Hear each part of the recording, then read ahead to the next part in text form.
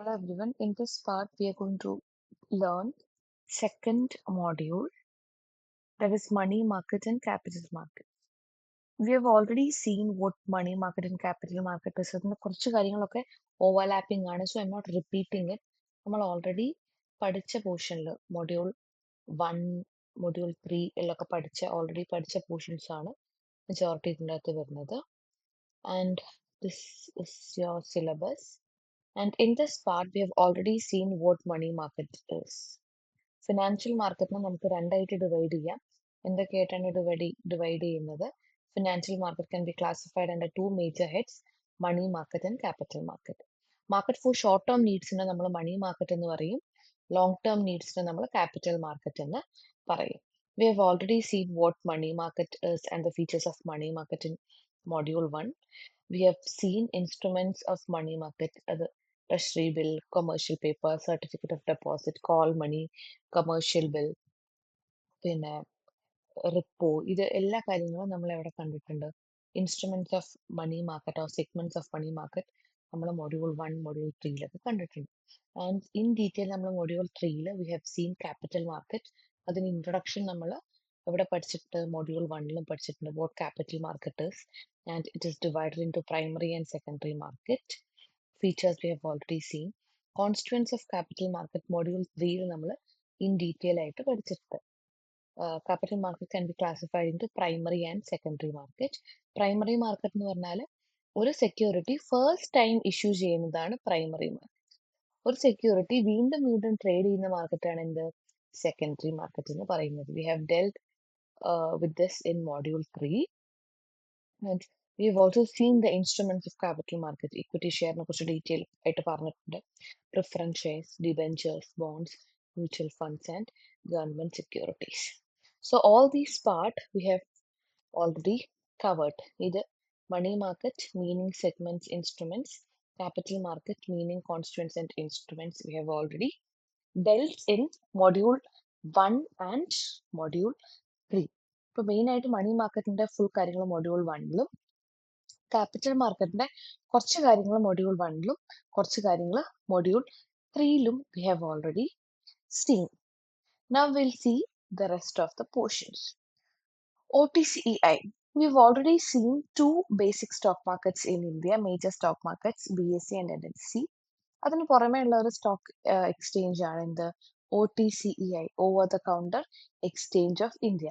It was established in the year 1990. ഇത് എന്തിനാ main ആയിട്ട് എസ്റ്റാബ്ലിഷ് ചെയ്തതെന്ന് വെച്ചാൽ സ്മോൾ ആൻഡ് മീഡിയം കമ്പനീസിനെ ഹെൽപ്പ് ചെയ്യാൻ വേണ്ടിയിട്ട്, അവർക്ക് ഫണ്ട് റേസ് ചെയ്യാൻ ഹെൽപ്പ് ചെയ്യാൻ വേണ്ടിയിട്ട് എസ്റ്റാബ്ലിഷ് ചെയ്തതാണ് OTCEI. ഇത് ഇലക്ട്രോണിക് നേഷൻ വൈഡ് ഇന്ത്യ മൊത്തമുള്ള ഇലക്ട്രോണിക് ആയിട്ടുള്ള സ്റ്റോക്ക് എക്സ്ചേഞ്ച് ആണ് എന്ത്? OTCEI. സ്ക്രീൻ ബേസ്ഡ് സിസ്റ്റം എന്ന് പറഞ്ഞാൽ ഇലക്ട്രോണിക് ആയിട്ടുള്ള സിസ്റ്റം. ബേസിക്കലി സ്മോൾ കമ്പനീസിനെ അപ്ലിഫ്റ്റ് ചെയ്യാനുള്ള, അതായത് NSEയിലും BSEയിലും ഒക്കെ ലിസ്റ്റ് ചെയ്യണമെങ്കിൽ ഒരുപാട് ക്യാപിറ്റൽ റിക്വയർമെന്റ്സ് ഉണ്ടാവണം. ഇത്ര ക്യാപിറ്റൽ റിക്വയർമെന്റ്, ഇത്ര ടേൺ ഓവർ ഒക്കെ ഉണ്ടെങ്കിൽ NSE BSE പൊതുവെ വലിയ കമ്പനീസിനെ ലിസ്റ്റ് ചെയ്യാൻ പറ്റുള്ളൂ. അപ്പൊ ചെറിയ കമ്പനീസിന് ലിസ്റ്റ് ചെയ്യാൻ വേണ്ടിയിട്ടുള്ള ഓപ്പർച്യൂണിറ്റി കൊടുക്കാനായിട്ടാണ് എന്ത് വന്നത്? OTCEI വന്നത്. നമ്മൾ ഓൾറെഡി കണ്ടു ഇതിന്റെ ഫീച്ചേഴ്സ് എന്ന് പറഞ്ഞാൽ nation wide reach, across India ഉണ്ട്, സ്ക്രീൻ ബേസ്ഡ് ഇലക്ട്രോണിക് ആയിട്ടുള്ളതാണ്. പിന്നെ മെയിൻ എയിം എന്ന് പറഞ്ഞാൽ എന്താണ്? മീഡിയം ആൻഡ് സ്മോൾ എന്റർപ്രൈസസിന് ലിസ്റ്റ് ചെയ്യാനുള്ള, അവർക്ക് ക്യാപിറ്റൽ റേസ് ചെയ്യാനുള്ള ഒരു എന്താണ്, ഒരു പ്ലാറ്റ്ഫോമാണ് OTCEI. ഇതും റെഗുലേറ്റ് ചെയ്യുന്ന ആരാണ്? NSE BSE പോലെ സെബി തന്നെയാണ്. Securities and exchange board of ഇന്ത്യയാണ് റെഗുലേറ്റ് ചെയ്യുന്നത്. സാധാരണ സ്റ്റോക്ക് മാർക്കറ്റിൽ ട്രേഡ് ചെയ്യുന്ന പോലെ ഇക്വിറ്റി, പ്രിഫറൻസ്, ഡിബഞ്ചേഴ്സ്, വാറൻസ് ഒക്കെ നമുക്ക് ഇവിടെ ട്രേഡ് ചെയ്യാൻ പറ്റും. അതുപോലെ തന്നെ OTCEI ബേസിക്കലി ഇന്ത്യയിൽ പ്രൊമോട്ട് ചെയ്യുന്നത് UTI, LIC, GIC ഇത്രയും, പിന്നെ IDBI, SBI, IFCI ഇത്രയും ഇൻസ്റ്റിറ്റ്യൂഷൻസ് ആണ് OTCEI-നെ ഇന്ത്യയിൽ പ്രൊമോട്ട് ചെയ്യുന്നത്. Okay, so this is all about OTCEI. OTCEI എന്ന് പറഞ്ഞാൽ ചെറിയ കമ്പനീസിനെ ലിസ്റ്റ് ചെയ്യാൻ വേണ്ടി സഹായിക്കുന്ന ഒരു പ്ലാറ്റ്ഫോമാണ്. Now we'll see its benefits. Already നമ്മൾ കണ്ടു നാഷൻ വൈഡ് ട്രേഡിംഗ്, ഇന്ത്യ മൊത്തം ട്രേഡ് ലൊക്കേഷനിലൂടെ നമുക്ക് ട്രേഡ് ചെയ്യാൻ പറ്റും. പിന്നെ അതുപോലെ തന്നെ ചെറിയ കമ്പനീസിന് പെട്ടെന്ന് തന്നെ അവർക്ക് ക്യാപിറ്റൽ റേസ് ചെയ്യാൻ പറ്റും. അവരുടെ ബിസിനസ് മുന്നോട്ട് കൊണ്ടുപോകാൻ പറ്റും. പിന്നെ അതുപോലെ തന്നെ ലിസ്റ്റ് ചെയ്യുന്നതിന്റെ കോസ്റ്റ് വളരെ കുറവാണ് NSE BSE ഒക്കെ നോക്കുന്ന സമയത്ത്. പിന്നെ ഇൻവെസ്റ്റർ പ്രൊട്ടക്ഷൻ ഉണ്ട്. കാര്യം എന്താണ്? അത് റെഗുലേറ്റ് ചെയ്യുന്ന ആരാണ്? സെബി ആണ്. അതുപോലെ തന്നെ അത് ഓണ്ടർപ്രണർഷിപ്പ് എൻകറേജ് ചെയ്യും. കാര്യം എന്താണ്? സ്മോൾ ആൻഡ് മീഡിയം കമ്പനീസിനെ പെട്ടെന്ന് ലിസ്റ്റ് ചെയ്യാൻ സഹായിക്കും. അതുപോലെ തന്നെ ഇറ്റ് പ്രൊമോട്ട്സ് ലിക്വിഡിറ്റി. സ്റ്റോക്ക് എക്സ്ചേഞ്ചിൽ ലിക്വിഡിറ്റി ഉള്ള പോലെ തന്നെ ഇവിടെയും കണ്ടിന്യൂസ് ആയിട്ട് നമുക്ക് ബൈ ആൻഡ് സെൽ ചെയ്യാൻ പറ്റും. അതുകൊണ്ട് തന്നെ നമുക്ക് എന്ത് ചെയ്യാം? പെട്ടെന്ന് കാശ് വേണമെന്ന് തോന്നുമ്പോൾ ഷെയർ ഒക്കെ സെല് ചെയ്തിട്ട് പെട്ടെന്ന് കാശ് എടുക്കാനും പറ്റും. This is all about OTCEI. Okay, NSE BSE പോലെയുള്ള ഒരു സ്റ്റോക്ക് എക്സ്ചേഞ്ച് ആണ് OTCEI. ഇതിന്റെ മെയിൻ എയിം എന്ന് വെച്ചാൽ സ്മോൾ ആൻഡ് മീഡിയം എന്റർപ്രൈസസിനെ പ്രൊമോട്ട് ചെയ്യാൻ 1990 സ്ഥാപിച്ച ഒരു കാര്യമാണ് over the counter exchange of India. അത് ഫുള്ളി ഇലക്ട്രോണിക് ട്രേഡിംഗ് സിസ്റ്റം ആണ്. ബാക്കിയുള്ളതും NSE BSE പോലെ തന്നെയാണ് അത് ട്രേഡ് ചെയ്യുന്നത്. Now let's see another important portion, that is dematerialization of securities. വളരെ ഇമ്പോർട്ടൻ്റ് ആണ്. Dematerialization is the process by which physical share certificates are converted into equivalent number of its electronic form certificates and credited to investors account. Share certificate നമുക്ക് കയ്യിൽ കിട്ടുമായിരുന്നു. നിങ്ങൾക്ക് ഒരു കോമ്പറ്റീഷനിൽ participate ചെയ്താൽ നമുക്ക് certificate കിട്ടും അല്ലേ? അങ്ങനെ നമുക്ക് കയ്യിൽ കിട്ടുന്ന ഒരു സർട്ടിഫിക്കറ്റ് ആയിരുന്നു പണ്ട് ഫിസിക്കലായിട്ട്. ഫിസിക്കൽ മീൻസ് നമുക്ക് കാണാനും പിടിക്കാനും പറ്റും. അങ്ങനത്തെ സർട്ടിഫിക്കറ്റ് ആയിരുന്നു പണ്ട് ഷെയർ സർട്ടിഫിക്കറ്റ്. അതിനെ ഇലക്ട്രോണിക് ഫോം ഈ സർട്ടിഫിക്കറ്റ് ആയിട്ട് കൺവേർട്ട് ചെയ്യുന്നതാണ് എന്ത്? ആ പ്രോസസ്സിനെ വിളിക്കുന്ന പേരാണ് എന്ത്? Dematerialisation. It is the process by which physical share certificates are converted into its electronic form. ഇപ്പോൾ 10 ഫിസിക്കൽ ഷെയർ സർട്ടിഫിക്കറ്റ് ഉണ്ടെങ്കിൽ 10 ഇലക്ട്രോണിക് ഇക്വലന്റ് നമ്പർ ആയിട്ടുള്ള ഇലക്ട്രോണിക് ഷെയർ സർട്ടിഫിക്കറ്റ് ആയിട്ട് കൺവേർട്ട് ചെയ്യുന്ന പ്രോസസ്സാണ് ഡീമെറ്റീരിയലൈസേഷൻ. അത് കൺവേർട്ട് ചെയ്തിട്ട് എവിടെ വെക്കും? നമ്മൾ ഇൻവെസ്റ്റേഴ്സിന്റെ അക്കൗണ്ടിൽ നമ്മളത് ക്രെഡിറ്റ് ചെയ്യും.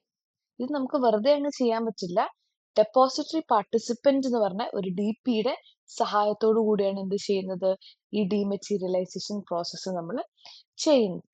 Now let's see major participants in dematerialization process. ആരൊക്കെയാണ് ഈ പ്രോസസ്സിൽ പങ്കെടുക്കുന്നത്? ആദ്യം തന്നെ ബെനിഫിഷ്യൽ ഓണർ, അതായത് ആരുടെ ഷെയർ ആണോ കൺവേർട്ട് ചെയ്യുന്നത് ആണ് ബെനിഫിഷ്യൽ ഓണർ, അതായത് ഇൻവെസ്റ്റർ. ഇപ്പൊ നമ്മുടെ ഷെയർ, ഇപ്പൊ എന്റെ 10 ഷെയർ എന്താക്കണം? ഇലക്ട്രോണിക് ആയിട്ട് കൺവേർട്ട് ചെയ്യണമെങ്കിൽ എന്നെ വിളിക്കുന്ന പേരാണ് ബെനിഫിഷ്യൽ ഓണർ. പിന്നെ ഏത് കമ്പനിയുടെ ഷെയർ ആണോ ഇഷ്യൂ ചെയ്യേണ്ടത്, ഏത് കമ്പനിയുടെ ഷെയർ ആണോ മാറ്റേണ്ടത്, ആ കമ്പനിനെ വിളിക്കുന്ന പേരാണ് ഇഷ്യൂവർ. ഫോർ എക്സാമ്പിൾ, നമുക്ക് ടാറ്റ മോട്ടോഴ്സിന്റെ 10 ഷെയർ ആണ് മാറ്റണമെങ്കിൽ ഇപ്പൊ ഞാൻ ബെനിഫിഷ്യൽ ഓണറും ടാറ്റ മോട്ടോഴ്സ് കമ്പനി ആരാണ്? ഇഷ്യൂവറുമാണ്. പിന്നെ വരുന്ന മേജർ ആയിട്ടുള്ള 2 പാർട്ടിസിപ്പൻസ് ആണ് depository and depository participant. Depository എന്ന് പറയുന്നത് organisation that hold securities in electronic form. ഈ ഷെയർസ് എല്ലാതും ഹോൾഡ് ചെയ്യുന്നേ. നമുക്കിപ്പം സ്റ്റോർ റൂം ഒക്കെ നമ്മൾ പറയില്ലേ, വെയർ ഹൗസ് ഒക്കെ പറയും ഫിസിക്കൽ ആണെങ്കിൽ. അങ്ങനെ ഇലക്ട്രോണിക് ആയിട്ട് സ്റ്റോർ ചെയ്യുന്ന ഒരു സ്ഥലത്തിന്റെ പേരാണ് എന്ത്? ഡെപ്പോസിറ്ററി. നമ്മൾ ഇലക്ട്രോണിക് ആയിട്ട് ഷെയർ സർട്ടിഫിക്കറ്റ് ഇലക്ട്രോണിക് ആയിട്ട് കൺവേർട്ട് ചെയ്യുന്ന സമയത്ത് ഹോൾഡ് ചെയ്യുന്ന ഒരു പ്ലാറ്റ്ഫോം ആണ് എന്ത്? ഡെപ്പോസിറ്ററി. ഇന്ത്യയിൽ 2 ഡെപ്പോസിറ്ററി ആണ് ഉള്ളത്. NSDL, national securities depository limited, and CDS, central security depository limited. Okay, അപ്പൊ ഷെയർ സർട്ടിഫിക്കറ്റ്സ് ഇലക്ട്രോണിക് ആയിട്ട് ഹോൾഡ് ചെയ്യുന്ന സ്ഥലമാണ് എന്ത്? Depository. And now we have fourth important participant, depository participant. ഈ ഡെപ്പോസിറ്ററി പാർട്ടിസിപ്പന്റ് എന്ന് പറഞ്ഞാൽ ഇതൊരു ഇന്റർമീഡിയറി ആണ്. ഇൻവെസ്റ്ററും ഡെപ്പോസിറ്ററിയും തമ്മിലുള്ള ഇന്റർമീഡിയറി, അതായത് ഇവർ തമ്മിൽ കണക്ട് ചെയ്യുന്ന ഒരാളാണ് ഡെപ്പോസിറ്ററി പാർട്ടിസിപ്പന്റ്. അതായത് നമ്മുടെ സ്റ്റോക്ക് ബ്രോക്കിംഗ് ഫേമിനെ നമുക്ക് ഡെപ്പോസിറ്ററി പാർട്ടിസിപ്പന്റ് എന്ന് വിളിക്കാം. ഇൻവെസ്റ്റർ എന്ത് ചെയ്യും? അയാളുടെ ഷെയർ ആർക്ക് കൊടുക്കും? ഇത്ര ഷെയർ എനിക്ക് ഡീമെറ്റീരിയലൈസേഷൻ പ്രോസസ്സ് ചെയ്യണം എന്ന് പറഞ്ഞിട്ട് ഇൻവെസ്റ്റർ ഡെപ്പോസിറ്ററി പാർട്ടിസിപ്പന്റിന് കൊടുക്കും. ഡെപ്പോസിറ്ററി പാർട്ടിസിപ്പന്റ് അത് ഡെപ്പോസിറ്ററിക്ക് കൊടുക്കും. അങ്ങനെ ഇവർ രണ്ടുപേരും കണക്ട് ചെയ്യുന്ന ഒരു സാധനമാണ് എന്ത്? Depository participants. ഇന്ത്യയിൽ ഒരുപാട് സ്റ്റേറ്റ് ഫിനാൻഷ്യൽ കോർപ്പറേഷൻസ്, പിന്നെ സ്റ്റോക്ക് ബ്രോക്കേഴ്സ് ഒക്കെ എന്താവും? RBIന്റെ അപ്രൂവലോട് കൂടിയിട്ട് ഡെപ്പോസിറ്ററി പാർട്ടിസിപ്പന്റ് ആയിട്ട് ആക്ട് ചെയ്യും. ഇപ്പൊ നമ്മുടെ major stock broking firms Geojit, Zerodha, share Khan, ഇതൊക്കെ ഡെപ്പോസിറ്ററി പാർട്ടിസിപ്പന്റ് ആണ്. നമ്മൾ ഓൾറെഡി കണ്ടിട്ടുണ്ടായിരുന്നു ഓൺലൈൻ ട്രേഡിംഗ് പ്രോസസ്സിൽ നമുക്ക് എന്ത് ചെയ്യണം, ട്രേഡ് ചെയ്യണമെങ്കിൽ നമ്മൾ ബാങ്കിൽ പൈസ ഡെപ്പോസിറ്റ് ചെയ്യുമ്പോൾ നമുക്കൊരു ബാങ്ക് അക്കൗണ്ട് വേണം. അതുപോലെ ട്രേഡ് ചെയ്യണമെങ്കിൽ അഥവാ ഇൻവെസ്റ്റ് ചെയ്യണമെങ്കിൽ നമുക്ക് എടുക്കേണ്ട അക്കൗണ്ട് പേരാണ് എന്ത്, ഡിമാറ്റ് അക്കൗണ്ട് എന്ന് പറയുന്നത്. ഈ ഡിമാറ്റ് അക്കൗണ്ട് നമ്മൾ ആരായിട്ടാണ് എടുക്കുന്നത്, സ്റ്റോക്ക് ബ്രോക്കിംഗ് ഫേം ആയിട്ടാണ് എടുക്കുന്നത്. സ്റ്റോക്ക് ബ്രോക്കിംഗ് ഫേമിന്റെ എക്സാമ്പിൾസ് ആണ് സെറോദ, ഷെയർഖാൻ, ജിയോജിത്ത് ഒക്കെ. അപ്പൊ ഇവർ തന്നെയാണ് എന്തായിട്ട് ആക്ട് ചെയ്യുന്നത്, ഡെപ്പോസിറ്ററി പാർട്ടിസിപ്പന്റ് ആയിട്ടും ആക്ട് ചെയ്യുന്നത്. So these are the major participants in dematerialisation process. Issuer എന്ന് പറഞ്ഞാൽ ഏത് കമ്പനിയുടെ ഷെയർ ആണോ നമ്മൾ മാറ്റുന്നത് ആ കമ്പനിയെ വിളിക്കുന്നതാണ് ഇഷ്യൂവർ. ആർക്കാണോ മാറ്റുന്നത്, അതായത് ഇൻവെസ്റ്റർ വിളിക്കുന്ന പേരാണ് ബെനിഫിഷ്യൽ ഓണർ. ഇനി ഡെപ്പോസിറ്ററി പറഞ്ഞാൽ എന്താണ്, organisation that holds the share certificates in electronic forms. ആ ഷെയർ സർട്ടിഫിക്കറ്റ് എല്ലാം കീപ്പ് ചെയ്യുന്ന ഓർഗനൈസേഷനാണ് ഡെപ്പോസിറ്ററി. ഇന്ത്യയിൽ മേജർ ആയിട്ട് 2 ഡെപ്പോസിറ്ററി ആണുള്ളത്. ഡെപ്പോസിറ്ററി പാർട്ടിസിപ്പന്റ് എന്ന് പറഞ്ഞാൽ ഇൻവെസ്റ്ററേയും പിന്നെ അതുപോലെ തന്നെ ഡെപ്പോസിറ്ററിനും കൂടെ കണക്ട് ചെയ്യുന്ന ഇന്റർമീഡിയറി ആണ് ആര്, DP എന്ന് പറയുന്നത്. Okay, now let's see the process of dematerialisation. ആദ്യം തന്നെ നമ്മൾ എന്ത് ചെയ്യണം, ഡീമെറ്റീരിയലൈസേഷന് നമുക്കൊരു ഡിമാറ്റ് അക്കൗണ്ട് തുടങ്ങാം. What was demat account? നമ്മൾ ബാങ്ക് അക്കൗണ്ട് ഉള്ള പോലെ തന്നെ ഷെയറിലൊക്കെ ഇൻവെസ്റ്റ് ചെയ്യണമെങ്കിൽ നമ്മൾ ഓപ്പൺ ചെയ്യേണ്ട അക്കൗണ്ട് ആണ് demat account. Demat account open ചെയ്യാൻ എന്തൊക്കെ വേണമെന്നുള്ളത് നമ്മൾ ഓൾറെഡി കണ്ടു കഴിഞ്ഞിട്ടുണ്ട്. Aadhaar card, pan card, bank account, other personal details, photo, signature, ഇതൊക്കെ വെച്ചിട്ട് നമുക്ക് ഡിമാറ്റ് അക്കൗണ്ട് ഓപ്പൺ ചെയ്യാം. ആരടുത്താണ് നമ്മൾ ഡിമാറ്റ് അക്കൗണ്ട് ഓപ്പൺ ചെയ്യുന്നത്? സ്റ്റോക്ക് ബ്രോക്കറിന്റെ അടുത്ത്. അവരുടെ ആപ്പ് ഒക്കെ നമുക്ക് ഡൗൺലോഡ് ചെയ്തിട്ട് ഡിമാറ്റ് അക്കൗണ്ട് നമുക്ക് ഓപ്പൺ ചെയ്യാം. ആദ്യം ഡിമാറ്റ് അക്കൗണ്ട് ഓപ്പൺ ചെയ്യാം. പിന്നെ അതുപോലെ തന്നെ ഡീമെറ്റീരിയലൈസേഷൻ റിക്വസിഷൻ ഫോം എന്ന് പറയുന്ന ഒരു ഫോം ഉണ്ട്. ആ ഫോം നമ്മൾ എന്ത് ചെയ്യുക, ഫില്ല് ചെയ്ത് കൊടുക്കുക. അതിനുശേഷം ഈ നമ്മൾ ഫില്ല് ചെയ്ത ഡീമെറ്റീരിയലൈസേഷൻ റിക്വസിഷൻ ഫോം വെരിഫൈ ചെയ്യും. അതായത് ഡെപ്പോസിറ്ററി പാർട്ടിസിപ്പന്റ് എന്ന് പറഞ്ഞാൽ ആരാണ്, ബ്രോക്കർ. നമ്മുടെ ആരടുത്താണോ ഡിമാറ്റ് അക്കൗണ്ട് തുടങ്ങുന്നത് അവരാണ് DP. അപ്പൊ ഈ DP എന്ത് ചെയ്യും, നമ്മൾ ഫില്ല് ചെയ്ത് കൊടുത്ത ഫോം വെരിഫൈ ചെയ്യും. കറക്റ്റ് ആണോ, കാര്യങ്ങളൊക്കെ കറക്റ്റ് ആണോ നോക്കിയിട്ട് അയാൾ അത് സൈൻ ചെയ്തിട്ട്, അല്ലെങ്കിൽ ആ ഇൻസ്റ്റിറ്റ്യൂഷൻ അത് സൈൻ ചെയ്തിട്ട് സ്റ്റാമ്പ് ചെയ്യും. പിന്നെ ഡീമെറ്റീരിയലൈസേഷൻ റിക്വസ്റ്റ് പ്ലേസ് ചെയ്യും. ഈ ഡെപ്പോസിറ്ററി പാർട്ടിസിപ്പന്റ് എല്ലതും കറക്റ്റ് ആണെങ്കിൽ എന്ത് ചെയ്യും, ഡീമെറ്റീരിയലൈസേഷൻ റിക്വസ്റ്റ് പ്ലേസ് ചെയ്യും. ആരടുത്ത്, ഡെപ്പോസിറ്ററിയുടെ അടുത്ത് പ്ലേസ് ചെയ്യും. സോഫാർ എന്തൊക്കെ നമ്മൾ പഠിച്ചു? ആദ്യത്തെ സ്റ്റെപ്പ് എന്ന് പറഞ്ഞാൽ ഒരു സ്റ്റോക്ക് ബ്രോക്കിംഗ് ഫേമിന്റെ അടുത്ത് ഡിമാറ്റ് അക്കൗണ്ട് തുറക്കുക. എന്നിട്ട് DRF, ഡീമെറ്റീരിയലൈസേഷൻ റിക്വസിഷൻ ഫോം, അത് ഫില്ല് ചെയ്ത് കൊടുക്കുക. അത് എന്ത് ചെയ്യും, ഈ DP പറഞ്ഞ ബ്രോക്കർ എന്ത് ചെയ്യും, അത് വെരിഫൈ ചെയ്യും. അത് കറക്റ്റ് ആണെങ്കിൽ ഈ റിക്വസ്റ്റ് ആർക്ക് അവർ ഫോർവേഡ് ചെയ്യും, DP ആ റിക്വസ്റ്റ് ഡെപ്പോസിറ്ററിക്ക് ഫോർവേഡ് ചെയ്യും. ഡെപ്പോസിറ്ററിക്ക് ഫോർവേഡ് ചെയ്യും. പിന്നെ ഡെപ്പോസിറ്ററി എന്ത് ചെയ്യും, ഡെപ്പോസിറ്ററി ഇഷ്യൂവർ അതായത് കമ്പനീനെ അറിയിക്കും, നിങ്ങളുടെ ഇത്ര ഷെയർ ഡീമെറ്റീരിയലൈസേഷന് വിധേയമാണ്, ഇന്ന ആള് അത് റിക്വസ്റ്റ് ചെയ്തിട്ടുണ്ടെന്ന് പറഞ്ഞിട്ട് ഡെപ്പോസിറ്ററി കമ്പനീനെ അറിയിക്കും. ഓക്കെ, ആൻഡ് കമ്പനി എന്ത് ചെയ്യും, ഇതെല്ലാ ഡോക്യുമെന്റ്സും കാര്യങ്ങളൊക്കെ വെരിഫൈ ചെയ്യും, കറക്റ്റ് ആണ് എന്നുള്ളത് ഉറപ്പുവരുത്തും. And on receiving the confirmation from the company, company എന്ത് പറയും, ഓക്കെ ആണെന്ന് പറഞ്ഞു കഴിഞ്ഞാൽ ഡെപ്പോസിറ്ററി ഈ ഡിമാറ്റ് അക്കൗണ്ടിൽ, ഇൻവെസ്റ്ററിന്റെ ഡിമാറ്റ് അക്കൗണ്ടിൽ ഇത്രയും ഷെയർ സർട്ടിഫിക്കറ്റ് ക്രെഡിറ്റ് ചെയ്യും. എന്നിട്ട് അത് ആര് ഇൻഫോം ചെയ്യും, അത് ഡെപ്പോസിറ്ററി പാർട്ടിസിപ്പന്റിനെ ഇൻഫോം ചെയ്യും. എന്നിട്ട് ഡെപ്പോസിറ്ററി പാർട്ടിസിപ്പന്റ് ആരെ ഇൻഫോം ചെയ്യും, ക്ലയന്റിനെ, അതായത് നമ്മുടെ ഇൻവെസ്റ്ററിനെ ഈ പ്രോസസ്സിനെ കുറിച്ച് ഇൻഫോം ചെയ്യും. ഇത്രയാണ് മേജർ ആയിട്ടുള്ള ഡീമെറ്റീരിയലൈസേഷന്റെ പ്രോസസ്സ് അല്ലെങ്കിൽ സ്റ്റെപ്സ്. അപ്പൊ ഫസ്റ്റ് സ്റ്റെപ്പ് എന്താണ്, നമ്മൾ ഡിമാറ്റ് അക്കൗണ്ട് ഓപ്പൺ ചെയ്യുന്നു. ആരുടെ അടുത്ത്, ഒരു ബ്രോക്കറിന്റെ അടുത്ത് ഡിമാറ്റ് അക്കൗണ്ട് ഓപ്പൺ ചെയ്യുന്നു. നമ്മൾ ഇൻവെസ്റ്റ് ചെയ്യുമ്പം വേണ്ട അക്കൗണ്ട് ആണ് demat account. Demat account open ചെയ്തതിന് ശേഷം form dematerialisation requisition form fill ചെയ്യുന്നു. അത് കറക്റ്റ് ആണോ എന്ന് DP ചെക്ക് ചെയ്യും. ഡെപ്പോസിറ്ററി പാർട്ടിസിപ്പന്റ് അത് കറക്റ്റ് ആണോ എന്ന് ചെക്ക് ചെയ്യും. അത് കറക്റ്റ് ആണെങ്കിൽ ഇയാൾ എന്ത് ചെയ്യും, ഈ ഡെപ്പോസിറ്ററി പാർട്ടിസിപ്പന്റ് ഡെപ്പോസിറ്ററിക്ക് എന്ത് കൊടുക്കും, ഒരു റിക്വസ്റ്റ് കൊടുക്കും. ഇങ്ങനെ ഇന്ന ഇൻവെസ്റ്റർ ഇന്നത് ചെയ്യണം എന്ന് പറഞ്ഞിട്ടുള്ള റിക്വസ്റ്റ് കൊടുക്കും. എന്നിട്ട് എന്ത് ചെയ്യും, ഈ ഡെപ്പോസിറ്ററി പാർട്ടിസിപ്പന്റ് ഈ ഡെപ്പോസിറ്ററി കമ്പനീനെ അറിയിക്കും.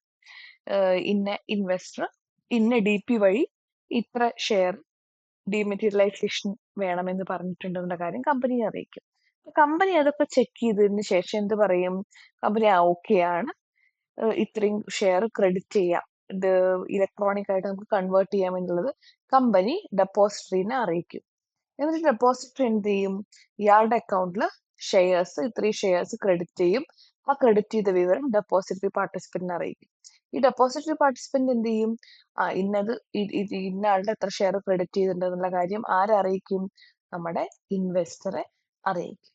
സോ നമ്മൾ ഓൾറെഡി കണ്ടു, ഈ 4 ആൾക്കാർ വഴിയാണ് ഡീമെറ്റീരിയലൈസേഷൻ, പാർട്ടിസിപ്പൻസ് വഴിയാണ് ഡീമെറ്റീരിയലൈസേഷൻ പ്രോസസ്സ് അല്ലെങ്കിൽ അതിന്റെ സ്റ്റെപ്സ് നടക്കുന്നത്. Okay, so this is all about dematerialization, participants in dematerialization, and process of dematerialization. Okay, now in next part we'll see depository, its advantages, disadvantages, and major depositories in India.